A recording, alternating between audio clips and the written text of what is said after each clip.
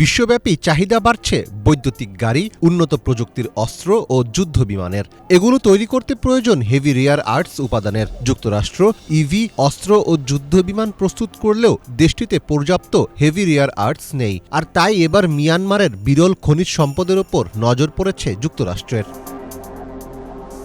চীনের দখলে থাকা বিরল খনিজের বাজারে আধিপত্য প্রতিষ্ঠায় এবার মিয়ানমারের দিকে নজর দিচ্ছে ট্রাম্প প্রশাসন। দেশটির গুরুত্বপূর্ণ খনিজ অঞ্চলের নিয়ন্ত্রণ রয়েছে জাতিগত বিদ্রোহীদের হাতে। আর সেই বাস্তবতায় যুক্তরাষ্ট্র এবার এসব বিদ্রোহী গোষ্ঠীর সঙ্গে যোগাযোগের চেষ্টা করছে। এমনকি মিয়ানমারের সামরিক জান্তার ওপর দেওয়া নিষেধাজ্ঞাও শিথিল করার পথে হাঁটছে ওয়াশিংটন।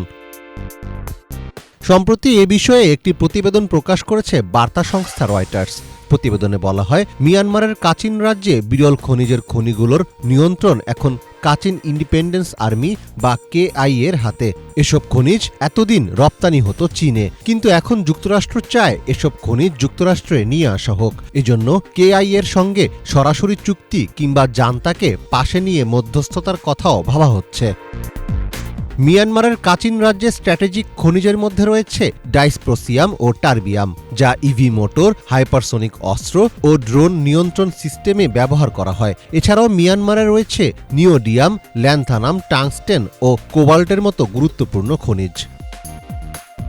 গত 17 জুলাই ভাইস প্রেসিডেন্ট জেডি ভ্যান্সের কার্যালয়ে অনুষ্ঠিত একটি বৈঠকে এই খনিজ খাত নিয়ে আলোচনা হয়। পাশাপাশি অং সান সুচির সাবেক অর্থনৈতিক উপদেষ্টা শন টার্নেলও যুক্তরাষ্ট্রে গিয়ে প্রশাসনিক কর্মকর্তাদের সঙ্গে বৈঠক করেছেন। তবে ট্রাম্প প্রশাসনের নীতি নির্ধারকরা এখনও কোনো সিদ্ধান্তে পৌঁছাননি।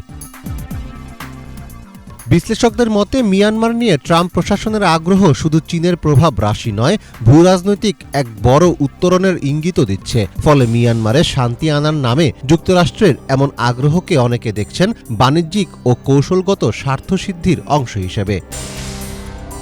মীর ফজলে রাব্বি, বাংলা ভিশন।